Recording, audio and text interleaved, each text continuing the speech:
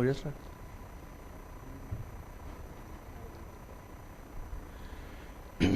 Yes, good morning all of you. So there is always a fresh start. So आज हम लोग एक fresh start लेने जा रहे हैं, एक नई चीज़ के लिए, एक नए सब्जेक्ट के लिए और एक नए लेवल के लिए, राइट। अब आप लोग अपना CSEET पास करके आए हैं, राइट। सो एक बेसिक लेवल आपने पास कर लिया है अपना इसका। अब हमें चीज़ें थोड़ा बहुत जो सब्जेक्ट है क्या है, थोड़ा बहुत मेरे बारे में बात करेंगे, थोड़ा बहुत सब्जेक्ट को समझेंगे, इंट्रोडक्शन लेंगे सब्जेक्ट का, क्योंकि आज हमारी फर्स्ट क्लास है, राइट। और एक फ्रेश स्टार्ट है और ऑस्पिशियस डेज चल रहे हैं, नवरात्रे चल रहे हैं। सो माता रानी की जय, उनका आशीर्वाद लेके शुरुआत करते हैं नई चीज़ की। और ऐसी उम्मीद रखते हैं कि जब ये शुरुआत अच्छी हो रही है, एक अच्छे टाइम पे हो रही है, तो इसका अंत भी अच्छा होगा। और हम सब किस लिए वर्क कर रहे हैं? हमको अंत क्या चाहिए? हमें चाहिए डिग्री। और कौन सी? अब आप इसमें से सिर्फ ये वाला पार्ट याद रखिए, ये अभी छोड़ देते हैं 2 मिनट के लिए। हम लोग किसके लिए काम कर रहे हैं अपनी लाइफ में? हम लोग किस चीज़ के लिए बढ़ रहे हैं? That's only for this degree. A 2 letter word जो हम अपने नाम के आगे चाहते हैं, राइट। जैसे अगर मैं आज अपने नाम की बात करूं तो मैंने सिर्फ अभी यहाँ पे हितेश गिरा लिखा है, नीचे CS लिखा है, बट आप इसमें बोल सकते हैं CS हितेश गिरा। वो मेहनत हमने की है, तो हम चाहते हैं आप लोग हमारे साथ वो मेहनत करें, चीज़ों को समझें, जान सकें। और जब हम सब्जेक्ट को पढ़ेंगे तो हमारी कोशिश सिर्फ सब्जेक्ट को समझने की नहीं रहेगी from the exam point of view, वो तो है ही, वो इम्पॉर्टेंट है। बट अगर हम बात करें हमारी लाइफ का दूसरा मेन एजेंडा क्या है, लाइफ में आगे बढ़ पाना, काम कर पाना। हर एक बंदा डिग्री क्यों चाहता है? हम प्रोफेशनल डिग्री क्यों लेना चाहते हैं? क्योंकि हमारा मेन मोटिव है एग्जाम पास करने के बाद प्रैक्टिकल वर्ल्ड में काम करने का, राइट। तो प्रैक्टिकल वर्ल्ड में हर सब्जेक्ट की अपनी अहमियत है, टैक्स की भी अहमियत है, कंपनी लॉ की भी अहमियत है। तो हमें बीइंग अ CS सब चीज़ों की बेसिक नॉलेज और एक प्रॉपर नॉलेज होनी ज़रूरी है। तो यहाँ से हम इस सब्जेक्ट के थ्रू टैक्स की नॉलेज लेंगे, समझेंगे सब्जेक्ट में क्या है, कैसे कैसे पार्ट्स हैं, क्या चीज़ें हमारे पास आएंगी और क्या चीज़ें हमारे पास नहीं आएंगी। ऑलराइट, तो मेन सब्जेक्ट हमें इसको समझना है पेपर पॉइंट ऑफ व्यू से and secondary practical point of view से।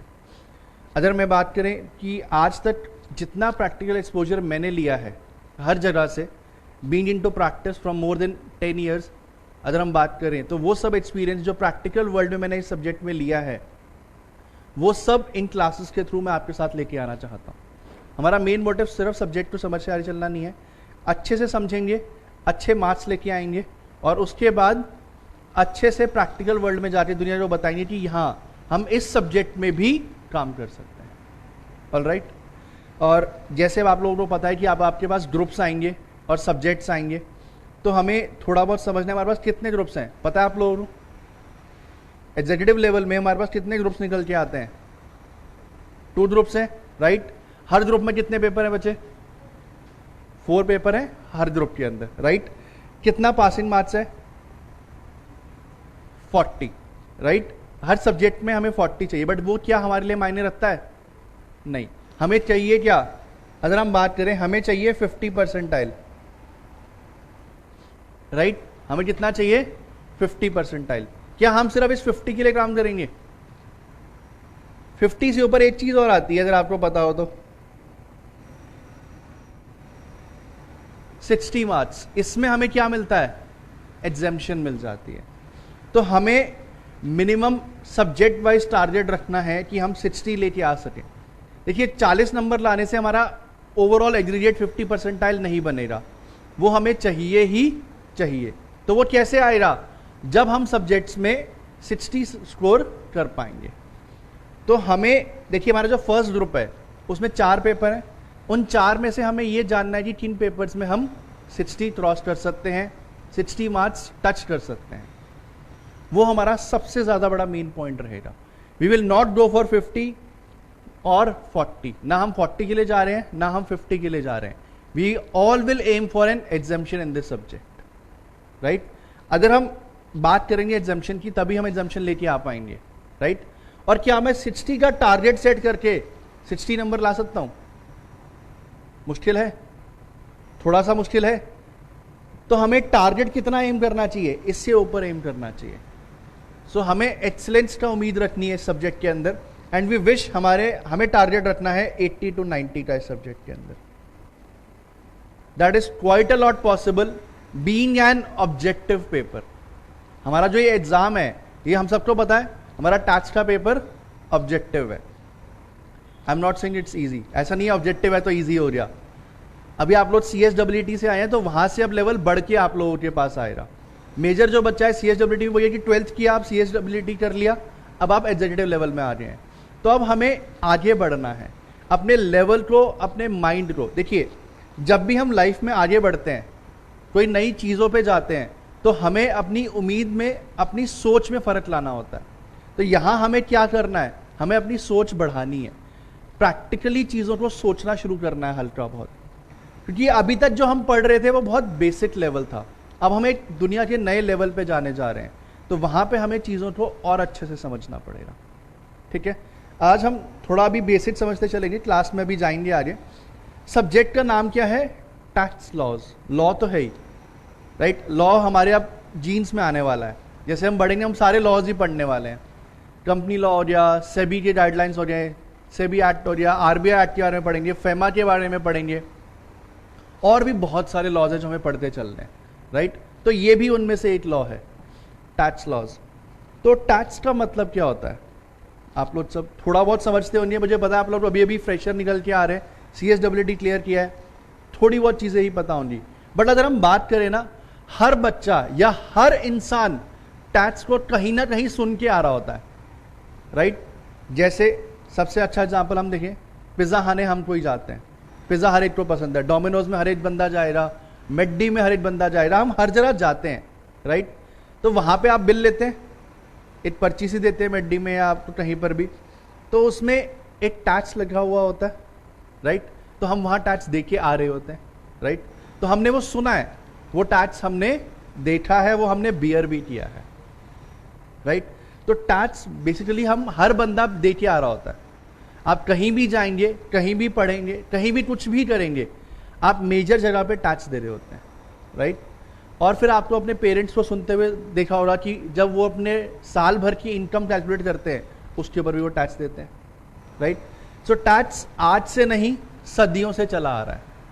अगर हम बात करें बिफोर इंडिपेंडेंस ऑल्सो, तब भी टैक्स था, आज भी टैक्स है. तो कोई नया कंसेप्ट नहीं है, हर इंसान इसके बारे में जानता है, हर इंसान इसके बारे में समझता है. तो हमें उसी को इन डेप्थ समझना है यहाँ पे. तो बेसिकली अगर मैं आपके साथ बात करूँ, टैक्स क्या है, पहला क्वेश्चन ही मेरा ये है.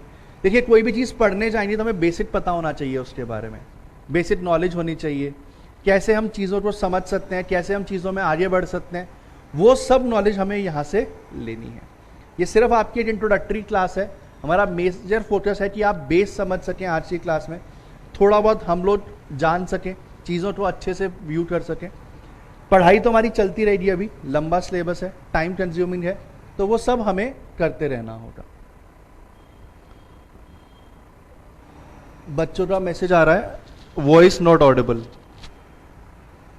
एक ही का है. कुछ और बच्चे भी हैं, उनको भी good morning all of you. Faisal, अब वॉइस ऑडिबल है तुमको? अगर अभी भी प्रॉब्लम है तो बता दीजिए, फिर हम देखेंगे, राइट. चलिए अब हम आगे बढ़ते हैं. सो अगर मैं बात करूं what does the tax means, तो अगर हम थोड़ा सा समझें यहाँ पे आके, सो टैक्स का मतलब निकल के आएगा any amount which is have to be paid compulsorily by us to the government. क्या मैं अपनी मर्जी से, अपनी जेब से एक्स्ट्रा पैसा देना चाहूंगा? सोचिए, मैंने 100 रुपए का सामान खरीदा और उस पर 18% टैक्स दे रहा हूं. क्या कोई भी इंसान, मैं तुम लोगों से बात करता हूं, क्या तुम में से कोई अपनी जेब से 18 रुपए सरकार को देना चाहेगा? 1 मिनट पीछे से बुला देना.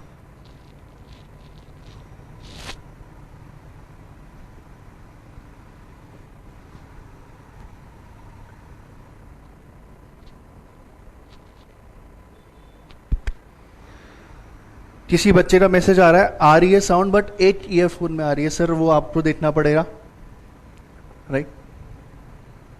बैक साइड में.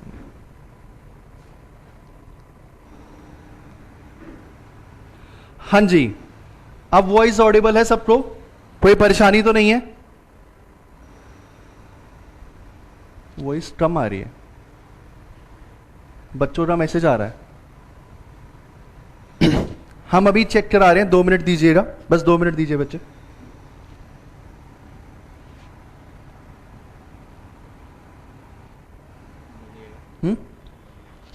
हेलो हेलो,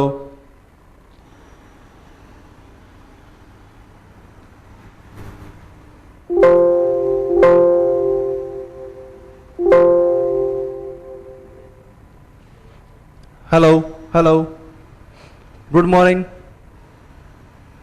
हाँ जी बच्चों, अब वॉइस ऑडिबल है आपको या अभी भी कुछ प्रॉब्लम है? रिवर्ट कर दीजिए ताकि हम फिर आगे बढ़ सके।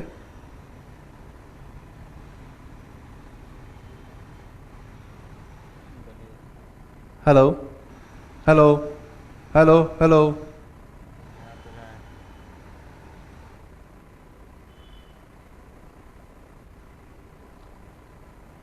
आप लोग मीटिंग में चलता है?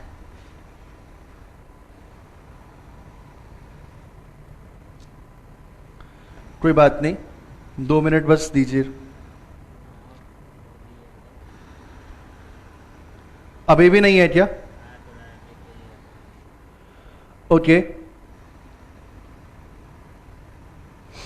ठीक है, सभी को आ रही है। सो थोड़ा बहुत अपना भी आप चेक कर लीजिए। राइट, चलिए आगे बढ़ते हैं। सो हम आपके साथ बात कर रहे थे टैक्स के बारे में। तो मैं आपको समझा रहा था, कोई भी इंसान, चाहे मैं हूं, चाहे आप हो, चाहे कोई और बच्चा हो, या कोई भी एक इंसान हो, राइट, वो नहीं चाहेगा कि उसकी जेब से एक्स्ट्रा पैसे जाए। जैसे मैंने आपको एग्जांपल दिया, मैं 100 रुपए का कोई सामान खरीदने जा रहा हूं, तो 18 रुपए उसके ऊपर एक्स्ट्रा अमाउंट जाता है, तो वो मैं नहीं चाहूंगा, कोई भी नहीं चाहेगा, बट देना पड़ता है। क्या मेरे पास ऑप्शन है? मेरे पास कोई भी ऑप्शन नहीं है। तो मेरे पास क्या है? कंपल्जन। कंपल्जन मतलब देना ही देना है। राइट, देखिए, तो हर बच्चे को या हर इंसान को कंपल्जन के थ्रू टैक्स देना है। तो मतलब एक चीज है, देना ही पड़ेगा भाई, कोई ऑप्शन नहीं है। राइट, चलिए, so this is what a tax means.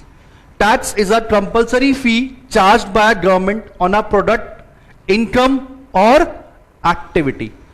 अब मैं आपको पढ़ा रहा हूं, क्या ये एक्टिविटी है? इट्स सर्विस है, right? It's not a product, it's an income for me, it's an expense for you people, it's an income for me, for the institute, और एक्टिविटी ये है because it's a service. Activity normally किस चीज से belong करेगा? Service. Product में क्या हो जाएगा? Cell purchase. राइट, ये चीज हमें समझ में आई। राइट, तो बेसिकली हमने फी का नाम इसलिए दिया है कि हमें देना ही देना पड़ता है। There is no other option, compulsory fee. आप कुछ भी कर लीजिए भाई, हमें देना ही देना पड़ेगा, मजबूरी है। राइट, अगर हम इसको बोलें तो ये क्या है? मजबूरी है। हम आपकी लैंग्वेज में लिखते हैं, ये आपकी आजकल की फेवरेट लैंग्वेज है ना, राइट? इसको हम कौन सी लैंग्वेज बोलते हैं? Texting language. राइट, हम सब टेक्स्ट करते रहते हैं, तो हमने एक नई भाषा का वो किया है जिसको हम बोलते हैं इंग्लिश। आधी हिंदी और आधी अंग्रेजी, एक नया वर्ड है, अंग्रेजी भी हम बोलते हैं, it's an English word. So basically हमने अपने हिसाब से हर लैंग्वेज को मोड़ने की टेक्निक पा रखी है। ये हमारा बेसिक स्ट्रैटेजी है लाइफ की। राइट, सो चलिए आगे बढ़ते हैं। मैं अभी आपके साथ कुछ एक्सपीरियंसेस शेयर करूंगा, कैसे कैसे लोग परेशान होते हैं। अच्छा, अब पता है क्या है, एक छोटी सी बात समझते हैं। अब यहां पे लिखा है charged bye a government. Right, क्या लिखा है?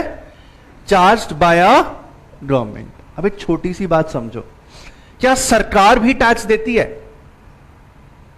आप लोग बता सकते हैं? Whether government also pays tax? Yes sir, government also has to pay tax. ऐसा नहीं है सरकार है तो नहीं देना। मैं एक छोटा सा एग्जांपल शेयर करता हूं। अभी शायद पिछले हफ्ते की ही बात है, मैं प्रिंसिपल सीआईटी सर के साथ था। प्रिंसिपल सीआईटी समझते हैं आप लोग? मतलब CIT means commissioner of income tax. और प्रिंसिपल मतलब कमिश्नर से भी अबव रैंक पे। वो रैंकिंग है, हम धीरे धीरे पढ़ते हुए चलेंगे। एक छोटे छोटे प्रैक्टिकल एग्जाम्पल है, बीच में से समझते हुए चलते हैं। हमारी जो क्लास रहेगी ना, उसमें प्रैक्टिकल एक्सपोजर आपको बहुत मिलेगा।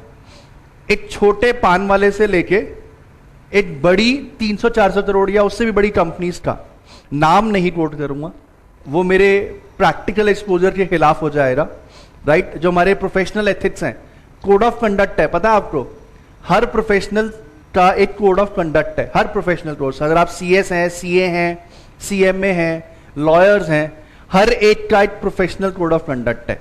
तो उसके द्वारा मैं भी बंधा हुआ हूं, मैं नाम नहीं दे सकता आपके साथ, तो वो हमें थोड़ा समझना पड़ेगा। तो हम बैठे हुए थे, कोई एक सरकारी डिपार्टमेंट ही है दूसरा, राइट, उनके ऊपर बाय चांस केस आया था, इनकम टैक्स का डिटेल उनसे मांगी थी। केस मतलब इनकम टैक्स की डिटेल्स उनसे मांगी रही थी, उनके ऊपर केस लगाया गया था। वर्ड्स अभी आप नहीं जानते इसलिए मैं लीगल वर्ड्स यूज नहीं कर रहा हूं, ठीक है। तो हुआ क्या, अब उन लोगों ने उस नोटिस का जवाब नहीं दिया। तो जब आप नोटिस का जवाब नहीं देते तो लोग क्या करते हैं, अपनी मर्जी से ऑर्डर पास कर देते हैं, राइट। और सरकार ने ऑर्डर पास कर दिया, भैया तुम्हें इतने पैसे टैक्स में देने हैं, और जब हम नहीं देते तो सरकार वसूल लेती है।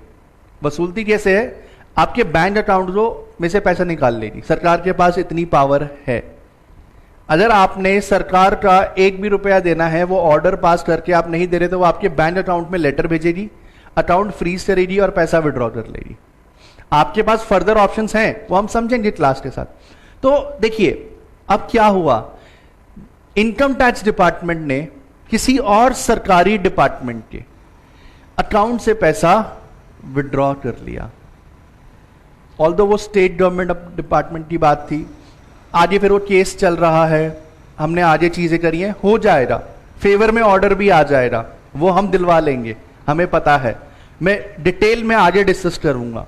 बट यहां मतलब क्या है कि चार्ज बाय अ गवर्नमेंट है, तो इसका मतलब ये नहीं है गवर्नमेंट को नहीं देना, देना सभी को है, ये चीज हमेशा याद रखिएगा। तो आप कोई मर्जी हो, चाहे आप सरकार हो, चाहे आप राजा हो, चाहे आप नहीं हो। अब इंडिया के मोस्ट पावरफुल इंसान कौन है, रिलायंस से है, तो क्या उनको टैक्स नहीं देना होता, they also have to pay tax, everyone has to pay tax. तो कोई नहीं छूटा है, चाहे आप जो मर्जी हो। Even the prime minister, certain cases he has to pay taxes. तो every person getting any income in the country has to pay tax, whether आप किसी भी पोजीशन में हो, वेदर आप गवर्नमेंट डिपार्टमेंट हो या फिर आप जो मर्जी हैं, ठीक है। चलिए, तो ये मुझे बेस समझ में आया कि टैक्स होता क्या है। ऐसे ऐसे और भी बहुत सारी चीजें हैं। हां जी, अगर हम बात करें, there are 2 types of taxes, right, direct taxes and indirect taxes, right, ये हमेशा ध्यान रखिएगा। 2 टाइप ऑफ टैक्सेस होते हैं, डायरेक्ट और इनडायरेक्ट। इसके बारे में हम डिटेल में पढ़ेंगे, पहले हम कुछ चीजें थोड़ी बहुत और बात करते हैं आपके साथ। देखिए, एक चीज हमें जो समझनी है, मैं थोड़ा थोड़ा आपको अभी आज ज्यादा पढ़ाई में लेके नहीं जा रहा हूं, एकदम से ले जाऊंगा तो अभी लगेगा भाई क्या हो गया, परेशान हो गए, राइट। तो हमें एक ब्लेंड चलाना है, सब्जेक्ट को भी समझना है, थोड़ा बेसिक चीजें भी समझनी है, कोर्स को भी समझना है, राइट। तो अब हम समझते हैं डायरेक्ट और इनडायरेक्ट टैक्स के बारे में। किसी को पता है, कोई बता सकता है बेसिक डिफरेंस क्या निकल के आया डायरेक्ट और इनडायरेक्ट टैक्स के अंदर? डायरेक्ट का मतलब क्या है, हमने जो देना है वो डायरेक्टली पे करेंगे। इनडायरेक्ट मतलब क्या है, किसी और चैनल के थ्रू, डायरेक्टली नहीं जाएगा, घूम के जाएगा, किसी और चैनल के थ्रू जाएगा। बिल्कुल सही बात है सर, तो वही होता है इनडायरेक्ट टैक्सेस, राइट। एक चीज ध्यान रखिएगा, ये सब चीजें आपके पास, नोट्स आपके पास आते जा रहे हैं, बुक आपके पास आती जा रही हैं, राइट। मेरी क्लास का जो सबसे बड़ा मेन चीज है, आपको ज्यादा नोटिंग पे नहीं, सुनने पे और समझने पे ध्यान देना है। तुम्हारे लिए जो डायग्राम्स हैं, बेसिक चीजें हैं, वो मेजर काम मैंने करके बुक के अंदर डाल रखा है। तो हमें मेहनत किस चीज पे करनी है, सुनने पे और समझने पे। लिखने की मेहनत मैंने कर ली है, तुम्हारे तरफ की आधी मेहनत मैंने कर ली है। हमें सिर्फ क्या करना है, समझना है और अच्छे से पढ़ना है, राइट।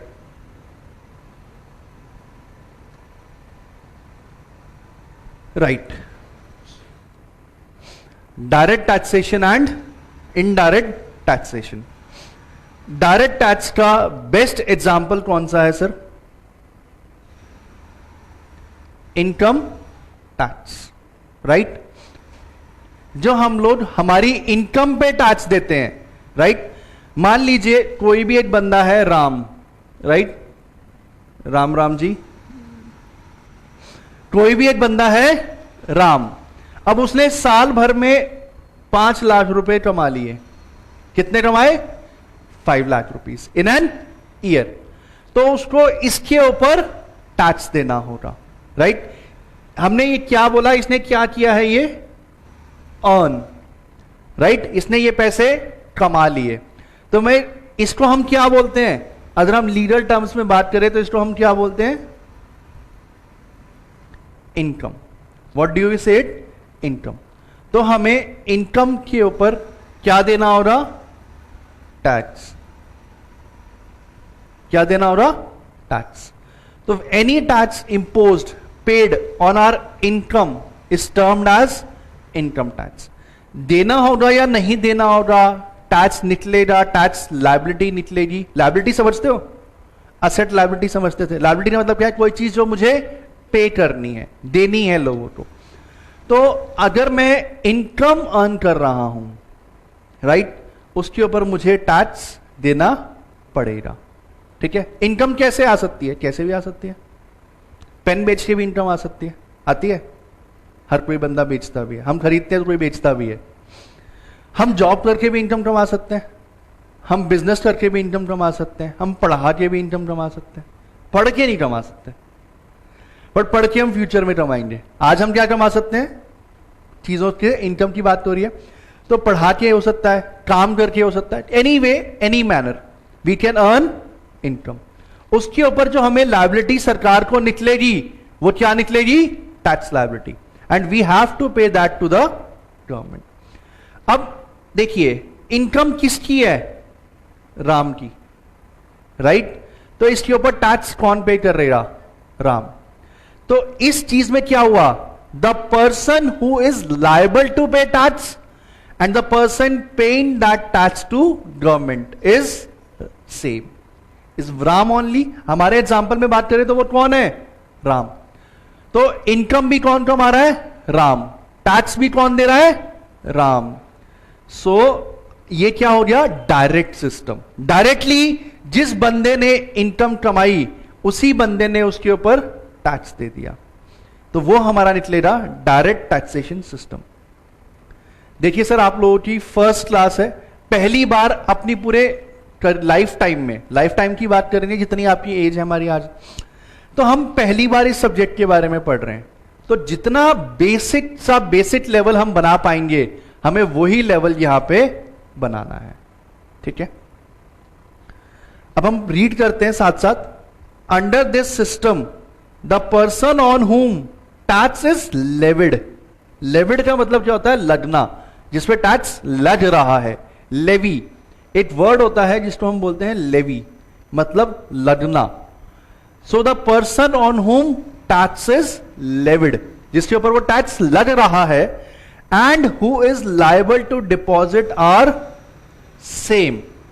सो ये क्या हो गया? Direct taxation system. चलो अब हम एग्जाम्पल समझते हैं, प्रैक्टिकल लाइफ का एग्जाम्पल। बंदा है राम, राम ने इनकम कमाई। मान लेते हैं राम के ऊपर, एक बार को सिर्फ एग्जाम्पल ले रहा हूं, 10,000 रुपए टैक्स आ गया। 10K समझते हैं ना? K means 1000, right. ये आप लोग तो बहुत अच्छे से समझते हैं, सारी छोटी छोटी लैंग्वेजेस आप यूज करते आ रहे हैं। सो 10K मीन्स 10,000। उसके ऊपर 10,000 रुपए का टैक्स लग गया। टैक्स किसने देना है? राम ने। अब क्या हुआ? राम आया मेरे पास, मैं एक प्रोफेशनल हूं, मैं लोगों की ITR भरता हूं। मैंने भरने के लिए राम मेरे पास आ गया कि सर जी मेरी इनकम पे टैक्स भर दो। मैंने बोला ठीक है। मैंने उसकी इनकम निकाली 5 लाख रुपए, टैक्स बना दी 10,000। ये एग्जाम्पल है, इस पे टैक्स कितना बनेगा, बनेगा नहीं बनेगा वो बात की बात है। ये सिर्फ और सिर्फ एक अजम्पशन है कि 5 लाख इनकम पे 10,000 रुपए टैक्स बन गया। अब राम ने वो टैक्स देना है। राम के पास इंटरनेट बैंकिंग नहीं है, या वो बैंक जाना नहीं चाहता, चालान के थ्रू जमा नहीं कराना चाहता, तो राम उस केस में क्या करेगा?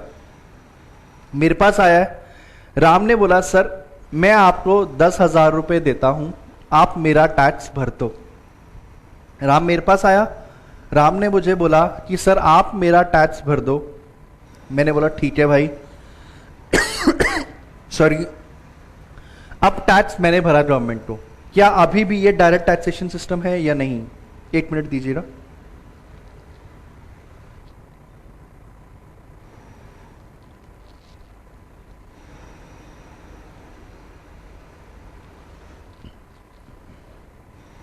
अब मैं टैक्स भरूंगा तो किसके नाम पे भरूंगा?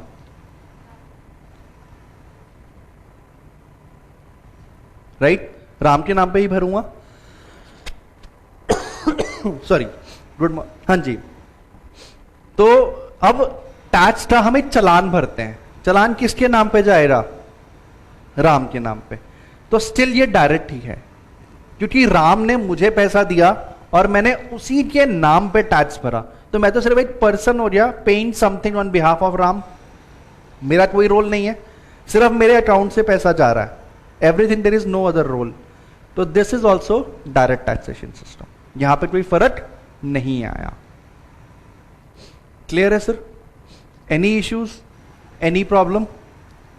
चलो हम नेक्स्ट पॉइंट समझने के बाद थोड़ा सा अपनी चीजों को बात करते हुए चलेंगे। कहीं डाउट आए तो पूछ सकते हो साथ साथ, नहीं आए तो बहुत ही अच्छी बात है। बट देखिए डाउट 2 केस में नहीं आता। कौन कौन से? या तो सब समझ में आ रहा है या सब समझ में आ रहा है एक ही चीज, मतलब पता है दोनों में डिफरेंस कहां है? समझ में आ रहा है मतलब अंदर जा रहा है, एक समझ में आ रहा है मतलब ऊपर से जा रहा है सर। बट ऐसी हमें उम्मीद नहीं होती, समझ में तो आ ही रहा है आप लोगों को। Right, indirect taxation, indirectly, direct route के थ्रू नहीं जा रहे, हम जा रहे हैं इनडायरेक्ट रूट के थ्रू। यहां क्या निकल के आता है सर? मतलब जिसके ऊपर लेवी हो रहा है, अब तो हम लेवी समझ सके हैं, लगना, जिसके ऊपर लेवी लग रहा है एंड लायबिलिटी जिसकी है, वो दोनों डिफरेंट पर्सन है। जैसे मैं अपने पुराने एग्जांपल पे वापस आता हूं, राम के केस में मैंने टैक्स जमा कराया था, क्या उस केस में लायबिलिटी मेरी थी? नहीं, लायबिलिटी किसकी थी? राम की। तो हमें टैक्स सिर्फ राम के बिहाफ पे जमा कराया था, मेरी कोई पर्सनल लायबिलिटी वो टैक्स जमा कराने की नहीं थी, तो वो डायरेक्ट था। यहां क्या है, जो पर्सन टैक्स दे रहा है और जो पर्सन जिसके ऊपर जिसने सरकार को देना है, दोनों डिफरेंट आ जाएंगे। बेसिकली कैसे आता है इनडायरेक्ट, थोड़ा सा हम समझते हैं, समझिएगा। हम एक शॉपकीपर के पास गए, देखिए ये एक शॉप है, इसका नाम है आर एंड सन्स। क्या नाम है? R and sons.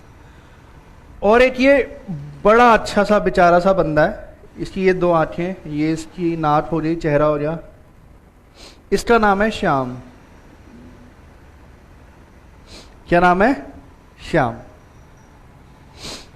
अब श्याम जो है वो गया आर एंड सन्स के पास। वो किसके पास गया? आर एंड सन्स के पास। अब इसको जाना था किसी शादी में, पार्टी में, भाई चला गया हमारा अच्छी सी शर्ट लेने। राइट, श्याम गया आर एंड सन्स के पास, इसने यहां से अच्छी सी शर्ट ले ली। मान लेते हैं इसने शर्ट ली 900 रुपए की, इसने एक शर्ट ले ली 900 रुपए की, इसके ऊपर ये 5% टैक्स दे रहा है। हमें देखिए ये सब जो फिगर्स हैं सारी अजम्पशन है, कल तो कोई ये ना बोले सर ये रेट कैसे निकाला आपने, ये सब बेसिक अजम्पशन है, हम फ्लैट रेट ले रहे हैं ताकि हमें आसानी रहे। राइट, तो 900 रुपए का 5% कितना आ जाएगा? मैथ्स वाले बच्चों, CSEET में तो मैथ्स आता है, नहीं था? अच्छा मैथ्स से नहीं था, मैथ्स कभी पढ़ा ही नहीं हमने, मल्टीप्लिकेशन डिवीजन तो हम पढ़ के ही नहीं आ रहे। सर क्या होता है? सर हमें कल का पढ़ा नहीं याद, आप तो बचपन की बातें कर रहे हो। अरे सर नाइंसाफी कर रहे हो आप। अच्छा 5 × 9 कितना होता है ये तो पता है? पता है कितना होता है? जोर से बोलो। 45। तो ये कितना आ जाएगा मेरा? 45। तो 900 रुपए पे अब श्याम जो है वो आर एंड सन्स को कितने पैसे दे रहा? 900 rupees for shirt, 45 rupees for tax, right? दो चीजों के पैसे दे रहा। 900 रुपए किस चीज के? शर्ट के। भाई कुछ लिया है तो पैसे तो देने पड़ेंगे, फ्री में तो दे रहा नहीं, चाचा तो लग नहीं रहा वो मेरा। और 45 रुपए किसके दिए? टैक्स के। अब आर एंड सन्स को क्या करना है? आर एंड सन्स 900 रुपए अपनी जेब में रख लेगा, राइट? और कहां रख लेगा? अपनी जेब के अंदर। अब 45 रुपए का उसको क्या करना है? ये 45 रुपए उसने गवर्नमेंट को पे कर देने हैं। किसको पे करने हैं? गवर्नमेंट को। अब समझिए 45 रुपए किसकी पॉकेट से गए? किसने दिए? श्याम ने, राइट? और सरकार के पास पैसा कौन देगा? R and sons. कल को ये 45 रुपए सरकार के पास नहीं पहुंचे, सरकार को पता ना कौन है? गवर्नमेंट। गवर्नमेंट के पास अगर 45 रुपीज नहीं पहुंचे तो गवर्नमेंट किसका गला पकड़ेगी? श्याम का या आर एंड सन्स का? पक्का आर एंड सन्स का, श्याम का नहीं पकड़ेगी? नहीं। हमारा बिल्कुल सही जवाब है आर एंड सन्स का ही पकड़ेगी। कोई बात नहीं, डायरेक्टली आंसर देना। देखो तभी बोलते हैं पूरी बात सुनो। तुमने सिर्फ नहीं सुना और मैंने पॉज दिया तो तुम चुप हो रहे, हमारा आंसर जरूरत है नहीं भाई। आर एंड सन्स का ही गला पकड़ा जाएगा। तो लायबिलिटी किसकी है? आर एंड सन्स की। और पैसा कौन दे रहा है? श्याम। तो यहां क्या है? इनडायरेक्ट रूटिंग है।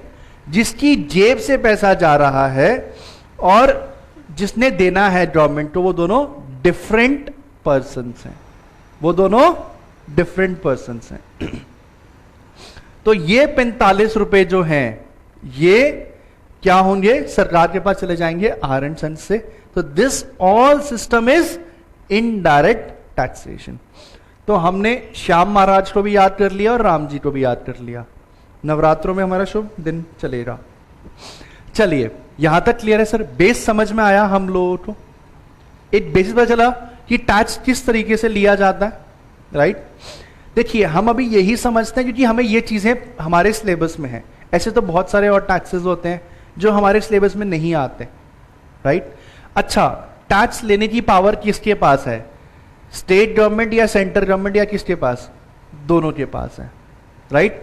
सेंट्रल गवर्नमेंट भी टैक्स ले सकती है और स्टेट गवर्नमेंट भी ले सकती है। और ये हम सब पढ़ेंगे आगे अपने सब्जेक्ट के अंदर। कुछ लिस्ट आती हैं कॉन्स्टिट्यूशन ऑफ इंडिया के थ्रू, लिस्ट हैं जो पावर्स डिफाइन करती हैं सारी गवर्नमेंट्स की।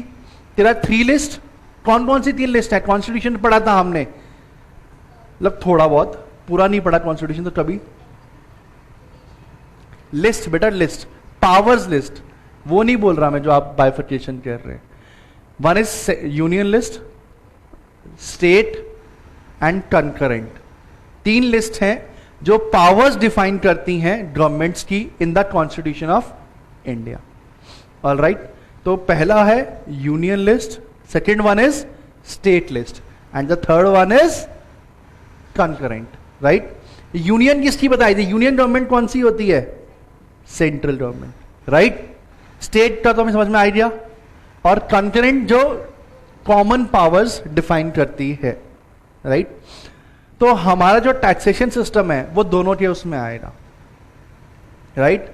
कुछ स्टेट में भी है, कुछ सेंटर में भी है। तो वो सब हम जैसे जैसे सब्जेक्ट्स में आगे पढ़ते चले जाएंगे हम लोग आपके साथ चलते चले जाएंगे, राइट सर? ये हैं कुछ लॉज टैक्सेशन के जो हमारे सिलेबस में हैं। एक डायग्राम के थ्रू मैंने आपको सब कुछ बताने की कोशिश करी है जो आप लोगों ने अपने पेपर्स में पढ़ना है। ये आपके सब्जेक्ट का सिलेबस भी कह सकते हो आप।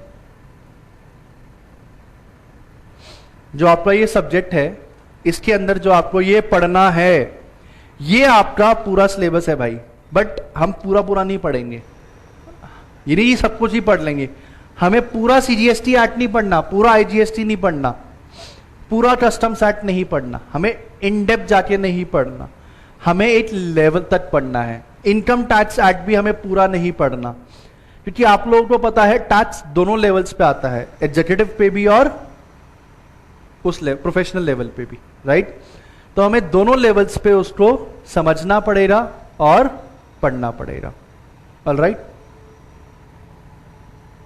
Right sir. चलिए अब हम लोग आगे बढ़ते हैं, चीजों को समझते हैं। देखिए अब आप नीचे देखेंगे तो मैंने लिख रखा है under the purview of central government, right, and one is under the purview of state government. तो स्टेट गवर्नमेंट के परव्यू में सिर्फ SGST UTGST आता है। SGST का मतलब हुआ, GST का मतलब समझते हैं, goods and service tax, right. तो S means state, state goods and service tax act. CGST means right, और IGST means integrated goods and service tax act. ये सब हम पढ़ेंगे इनडायरेक्ट टैक्स में, राइट। और UT means union territory. India में state है, centre and then one there is union territories. अभी कुछ नई यूनियन टेरिटरीज भी ऐड होके आई है, राइट। तो UTGST उसके ऊपर डिपेंड करता है। अगर हम बात करें मार्किंग सिस्टम की, सब्जेक्ट पढ़ रहे हैं ना, तो मार्किंग सिस्टम भी जानना है। हम देखिए हमारा ओरिएंटेशन दोनों है, one is to score very good and one is to take in depth knowledge, जितनी नॉलेज हम ले सकते हैं इस सब्जेक्ट की, कंस्ट्रेंट की सिलेबस भी पूरा हो जाए, ये नहीं कि हम भावनाओं में बह जाएं। हमारा 50 मार्क्स का डायरेक्ट टैक्सेशन सिस्टम है और 50 मार्क्स का इनडायरेक्ट टैक्सेशन सिस्टम। ऑलराइट, ठीक है, जिसमें से नॉर्मली होता है कि कस्टम 8 से 10 नंबर का आता है और GST पूरा 40-42 इस रेंज में आता है। ऑलराइट, अच्छा, पेपर हमारा है ऑब्जेक्टिव, हमें A, B, C and D 4 options में से एक ऑप्शन चूज करना है, राइट। सर बहुत ही आसान है, फिर क्यों पढ़ रहे हैं हम? ABCD में है, हमने जैसे बचपन में पेपर देते थे, कैसे, जय माता दी A, जय माता दी B, बाकी माता रानी अपने आप देख लेगी। फिर माता रानी बोलती है बेटा कोई बात नहीं, अगली बार दोबारा आ जाना। क्योंकि मेहनत के बिना कोई फल नहीं मिलता। और हो ऐसा मेरे ख्याल से आज तक कभी नहीं हुआ होगा प्रोफेशनल लेवल में कोई जय माता दी करते करते पास हो जाओ। तो हर एक चीज करिए, अपनी मेहनत पे पूरा ध्यान रखना है, राइट। अब मैं छोटी सी आपसे जो बात करना चाह रहा था काफी देर से, तो इस टॉपिक के थ्रू मैं अपनी बातों पे भी चलता हूं, वहां पे भी हमें जाना ही है।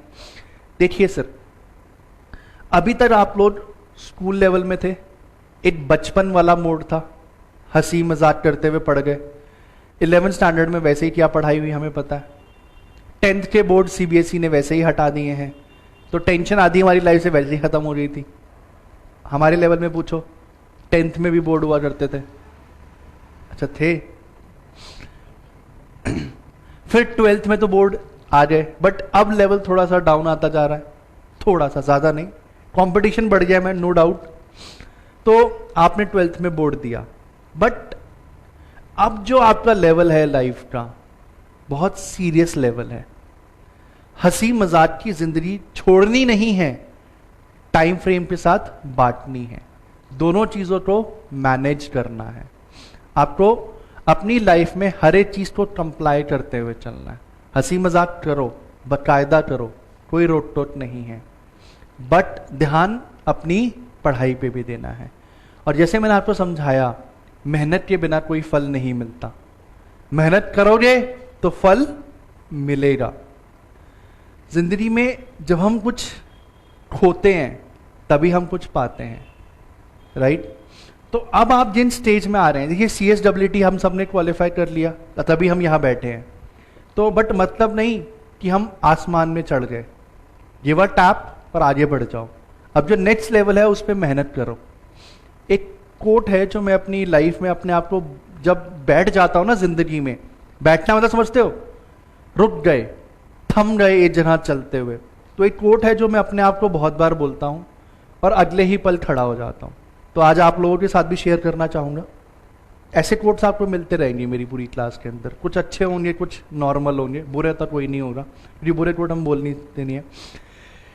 देखिए एक छोटा सा कोट है, मंजिलें मिलती हैं कांटों भरे सफर में, मंजिलें मिलती हैं कांटों भरे सफर में, फूलों पे तो जनाजे निकलते हैं।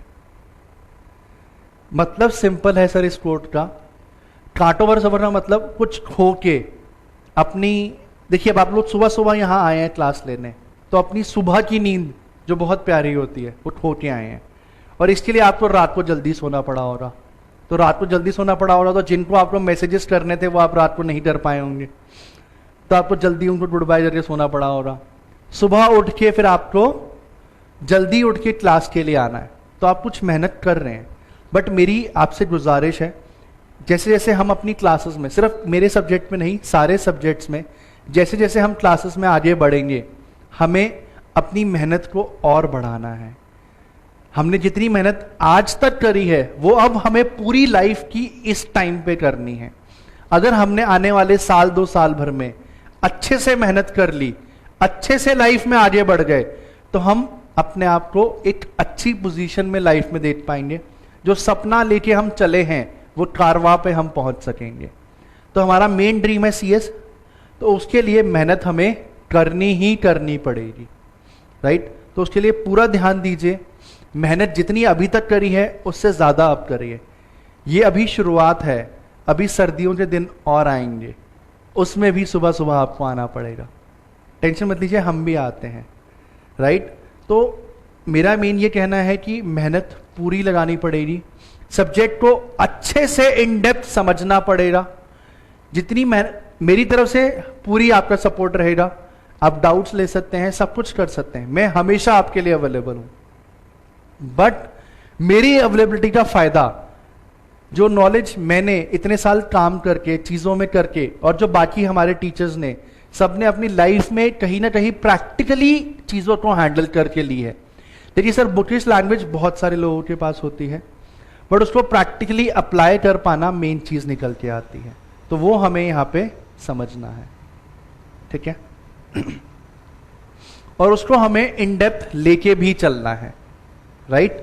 तो जितना आप टीचर से वो नॉलेज ले पाएंगे वो आपके ऊपर है। हम लोग तो पूरी कोशिश करेंगे पूरा सब कुछ आपको देने की, जितना हमने सीखा है निकाल के आपके सामने रख सके। बट आप उसको कैसे लेते हैं, कैसे समझ पाते हैं, क्या चीजें कर पाते हैं, वो हमारे हाथ में नहीं है, वो सब चीजें आपके हाथ में है, राइट। अच्छा, अब हम जैसे जैसे सब्जेक्ट में आगे बढ़ेंगे तो एक चीज याद रखिएगा, ये सब चीजें हम करते रहेंगे। क्या हम आपको इंपॉर्टेंट चीजें भी मार्क करवाते रहेंगे, राइट, और जो कम इंपॉर्टेंट हैं उसको भी हम बताते चले जाएंगे। देखिए, जब ये बुक्स जो आपकी हैं, जो हम आपको किताब बुक दे रहे हैं, आपके इंस्टीट्यूट के मॉड्यूल को पूरा ध्यान में रख के बनाई गई है, ठीक है। कुछ टॉपिक्स एज इट इज वहां से भी हैं, और एक चीज और याद रखिएगा, हम डायग्राम्स भी देंगे। जैसे ये फ्लो चार्ट्स, ऐसे डायग्राम्स मैंने बहुत जगह इजी समझाने के लिए बनाए हैं, जहां नहीं है वहां मैं आपको बनवाऊंगा। हर एक चीज हम बुक के अंदर भी नहीं डालते, कुछ चीजें हम अपने पास भी रखते हैं, राइट, क्योंकि वो डायग्राम्स हम आपको अच्छे से समझा पाएंगे कि क्या चीजें हमें निकल के आनी है उसके अंदर से। ठीक है सर, समझ में आ रही हैं चीजें? किसी को परेशानी तो नहीं है? सुबह सुबह आना व्यर्थ तो नहीं लग रहा? थोड़ी सी मेरी हिंदी ऐसी है, बीच बीच में आ जाती है, राइट। देखिए, ये जो टॉपिक है ये सिर्फ और सिर्फ रीडिंग के लिए है, बट देखिए हमारा जो पेपर है ना वो ऑब्जेक्टिव है। तो इंस्टीट्यूट की कई बार कोशिश रहती है कुछ ऐसे ऐसे टॉपिक्स जो नॉर्मली लोग नहीं पढ़ते उनके अंदर से निकाल के लाने की।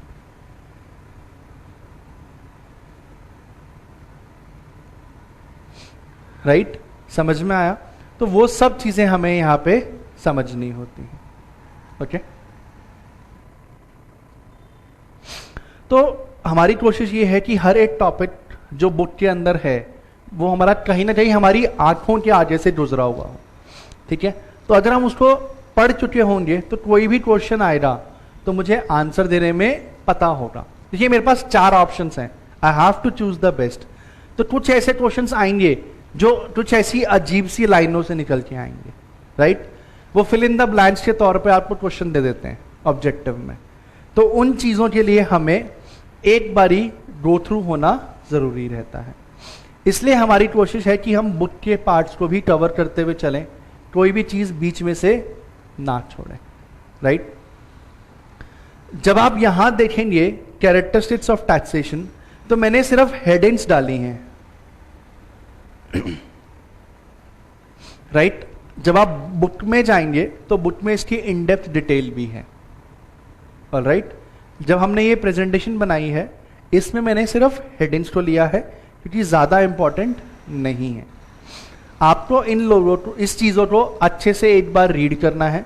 मैं अभी आपको ये सारी चीजें ब्रीफ में समझाऊंगा, ऑलराइट, बट आप लोगों को इसको अच्छे से पढ़ना है, ठीक है। Any problem? नहीं सर। और देखिए कोशिश करेंगे जो चीजें ज्यादा इंपॉर्टेंट नहीं हैं उसको हम रीड जरूर कर लें एक बारी, चाहे हम इन डेप्थ ना घुसें, राइट। और हाँ, कुछ चीजें जो इंपॉर्टेंट है वो मैं इनिशियली नहीं बताऊंगा चैप्टर पढ़ाते टाइम। हम जब चैप्टर पढ़ेंगे तो पूरा पढ़ेंगे, अच्छे से पढ़ेंगे। हम इंपॉर्टेंट चैप्टर खत्म होने के बाद बताएंगे। अब उसका भी एक लॉजिक है। अगर मैं आपको स्टार्टिंग में बता दूं ना ये इंपॉर्टेंट है, ये इंपॉर्टेंट नहीं है, तो आप लोग क्या करोगे, जो इंपॉर्टेंट है सिर्फ उसको पढ़ लोगे, बाकी चीजों को छोड़ दोगे। बट ऑब्जेक्टिव में हम ऐसा रिस्क नहीं ले सकते बच्चों के साथ, तो हमें उन चीजों को अच्छे से हर चीज को करते हुए चलना पड़ेगा, ऑलराइट। हाँ जी, कैरेक्टरिस्टिक्स ऑफ टैक्सेशन, सबसे पहली चीज जो हमने पढ़ चुके हैं, इसके बारे में इन डेप्थ समझने की जरूरत है मेरे को? नहीं सर। टैक्सेशन इज कंपल्सरी, देना ही देना है। It is levied compulsorily by the government which we have to pay. तो इसके बारे में समझने की जरूरत नहीं है। Tax is contribution, basically nation development के लिए ये हम लोगों की तरफ से कंट्रीब्यूशन होता है। डेवलपमेंट की बात करूं, एडमिनिस्ट्रेशन की बात करूं, रनिंग की बात करूं, हर एक चीज के लिए this is an contribution by us to the government. Tax is for public benefit only. अब गवर्नमेंट टैक्स लेके क्या करती है? इंफ्रास्ट्रक्चर डेवलपमेंट करती है, फैसिलिटीज देती है, ये सब चीजें होती हैं, राइट। So it is for public benefit, no direct benefit. Directly सिर्फ मेरे पास बेनिफिट नहीं आता, इट्स फॉर एवरीवन। और इनडायरेक्टली घूम के भी मेरे पास आ सकता है। कई बार गवर्नमेंट सब्सिडीज देती है, कई सारे और तरीके से भी देती है। कई बार वो कई सारे प्रोजेक्ट्स लेके आती है जिससे एम्प्लॉयमेंट जनरेट होता है। एजुकेशन में कुछ चीजें करती है, हॉस्पिटल्स में इनडायरेक्ट बेनिफिट देती है आप लोगों को। सो इट्स नॉट नेसेसरी कि आप टैक्स दे रहे तो डायरेक्टली आपको बेनिफिट मिल जाएगा। कोई ऐसा नहीं समझ सकता भैया मैंने 8 लाख रुपए टैक्स दिया तो मुझे उसका रिटर्न मिल जाना चाहिए 10%। वो नहीं हो रहा, डायरेक्ट चीज कोई भी नहीं आ रही मेरे पास। It will be an indirect benefit. Tax is paid out of income of the tax payer. बिल्कुल सही बात है सर। अगर मैं इनडायरेक्ट की बात करूं या डायरेक्ट की बात करूं, मैं पे कहां से करता हूं, किस पे कर रहा हूं वो अलग बात है। देखिए फर्क होता है, किस पे कर रहा हूं और कहां से कर रहा हूं, दोनों डिफरेंट वर्ड्स हैं। इनकम पे कर रहा हूं तो इनकम टैक्स है, और किसी आइटम की सर्विस लेने पे जो पे कर रहा हूं वो इनडायरेक्ट टैक्स आ जाता है। बट दूंगा कहां से? अब मान लीजिए मैं रेस्टोरेंट में गया, मैंने खाना खाया, राइट, तो खाने पे मैं इनडायरेक्ट टैक्स दूंगा, बट वो पैसा गया कहां से? मेरी इनकम से, right. So tax is always paid out of income of the tax pair. Power किसके पास है टैक्स लगाने की? मैं सुबह उठ के बोलूं कल से मैं टैक्स लगाऊंगा, नहीं हो सकता। गुड मॉर्निंग, सपना था, वापस सो जाओ। ऐसा होता है, सुबह सुबह हम उठते तो हमें लगता है कि हम जाग गए हैं, बट हम होते सपनों में। अभी तो कोई नहीं है ना सपनों में, ये सुबह सुबह की क्लास है, पता चले तुम लोग सपनों में पहुंच गए हो अपने। अच्छा, नेक्स्ट कंसेप्ट है sir, tax is not the cost of benefit. ये मत समझना कि मुझे जो बेनिफिट मिल रहा है मैं उसका कॉस्ट है। सर कई इंसान टैक्स नहीं भी देते फिर भी उनको बेनिफिट मिलता है, नॉर्मल सी बात है ना। अब रोड पे एक बंदा जिसकी इनकम ज्यादा है जो टैक्स दे रहा है वो भी है, एक बंदा वो है जिसकी इनकम बहुत कम है और वो टैक्स नहीं दे रहा है, हर बंदा चलता है। तो जो मैं बेनिफिट कमा रहा हूं उसकी कॉस्ट नहीं है, ऐसा जरूरी नहीं है। Taxes for the economic growth and public welfare, right. देखिए गवर्नमेंट के पास पैसा कहां से आएगा, रेवेन्यू जनरेशन गवर्नमेंट भी करेगी ना। अब गवर्नमेंट एक्सपेंडिचर कर रही है पोर्ट्स बनाने में, एयरपोर्ट्स बनाने में, सब चीजें बनाने में, हॉस्पिटल्स बनाने में, स्कूल्स बनाने में, तो वो उससे क्या हो रहा है, ग्रोथ हो रही है, ग्रोथ सारी होंगी, पब्लिक वेलफेयर भी हो रहा है और इकोनॉमिक डेवलपमेंट ग्रोथ भी होगी। इंफ्रास्ट्रक्चर बनेगा, हाईवेज बनेंगे तो इकोनॉमिक ग्रोथ होगी। इन सब चीजों का पैसा कहां से आएगा, रेवेन्यू कहां से आएगा, टैक्स से ही आएगा। Tax is the major important revenue collection for any government, not only for our country, for any country, any state in the world. यहां तक क्लियर है, समझ में आया। चलिए आगे बढ़ते हैं। Sorry, this is also again one thing that you have to read, क्योंकि मैंने कोशिश करी है आपके मॉड्यूल से जो चीजें हमें लगे सब चीजों को आपके साथ कवर अप करने की कोशिश करी है। कोई ऐसी चीज नहीं थी जो हमने छोड़ी हो, राइट। अभी हम लोग ना इनकम टैक्स पे नहीं आए हैं, आज की क्लास में हम इनकम टैक्स पे आएंगे भी नहीं, राइट। हम लोग बेसिकली टैक्सेशन सिस्टम को ही समझेंगे, एक ब्रीफ इंट्रो लेंगे सब्जेक्ट के बारे में और आगे बढ़ते चले जाएंगे। बहुत टाइम है, थोड़ा आराम से चलेंगे। इनिशियली हमारी कोशिश रहेगी हम थोड़ा बेस अपना स्लो डेवलप करें, क्योंकि फिर जैसे जैसे हम आगे बढ़ेंगे फिर हम अपना स्पीड लेंगे। क्यों? क्योंकि अभी आप लोगों ने ये सब्जेक्ट सुना ही नहीं, पहली बार लाइफ में सुन रहे हो, और अगर मैं स्पीड से चलने लग गया तो फिर आप लोगों को ज्यादा कुछ भी समझ में नहीं आ पाएगा। ऑलराइट, हाँ जी। सबसे पहला क्या है, इक्विटी शुड बी बेस्ड। और देखिए अब हम बात कर रहे हैं एक अच्छा टैक्सेशन सिस्टम कैसे बन के आ पाएगा। इक्विटी बेसिकली मींस इक्वालिटी, हर बंदे को एक, देखिए इक्वालिटी मतलब वो हर बंदा बराबर टैक्स देगा, बट वो नहीं। इक्विटी मींस जिसके ऊपर जितनी उसकी हैसियत है उस हिसाब से वो उसमें टैक्स देगा।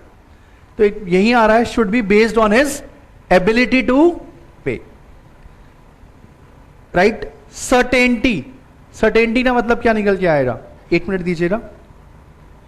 सर्टेन अचानक होता है, राइट। यहां पे तुम लोगों ने मेरे वाला काम किया है। सर्टेनिटी मतलब एक इंसान एग्जैक्ट तरीका जानता हो किस तरीके से उसका टैक्स निकलेगा और कितना पे करना है। तो there is certain procedure to calculate the tax and every person could easily know his tax liability. जरूरी नहीं है वो खुद से कर सके, किसी प्रोफेशनल से या किसी बंदे से जो टैक्स की नॉलेज होता है उसे करवा सके, बट उस सिस्टम में ये तरीका हो कि इस तरीके से टैक्स निकाला जाएगा। ये नहीं सरकार का मन आया राम से 10,000 रुपए ले लिए और शाम से 15 लाख रुपए ले लिए, मन पे नहीं चलना, मन को थोड़ी देर के लिए छोड़ देना है। Certain procedure to calculate tax होना जरूरी है। इकोनॉमी मतलब टैक्स को कलेक्ट कर पाना कि कॉस्ट ज्यादा ना हो, खर्चा ज्यादा ना हो।